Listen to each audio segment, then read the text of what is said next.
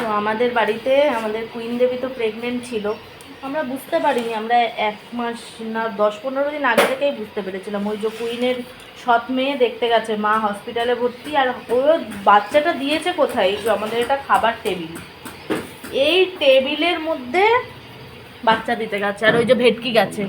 ও queen, কটা গুলুমুলু হয়েছে, ওটা বন্ধ করো তো মা। দাঁড়াও আমি ফ্ল্যাশটা জ্বালিয়ে। কুইন, হ্যাঁ হ্যাঁ হ্যাঁ ও কুইন, ওই জায়গাটা ফাঁকা ওই দেখো নিচে পড়ে গেছে মা। এই জায়গাটা সাপ কোপ থাকে, তুমি গিয়ে সাপ নিয়ে নেই। এসো। ওই যে কি বলো, ওই যে ওই বিস্কুটের পেটিটা রয়েছে না, ওটা নিয়ে এসো। আমি শুনতে পারবো না সেইটুকু। আমি তুলতে পারবো না, আমি ভেতরে দিব না। কথা দেখো বলছি ভেটকি না। কি করছে, 3টে হয়েছে বাবা। ওই যে কুইনের মতো একটা লাল লাল হয়েছে, ওই যে ওই যে এখন যদি ভেটকি ধরলে দেখছে, কি হয়? দেখেছো? না না কিছু করবে না, না ধরলে চোখ কিচ্ছু ফোটে করবে না, সব ফোটে।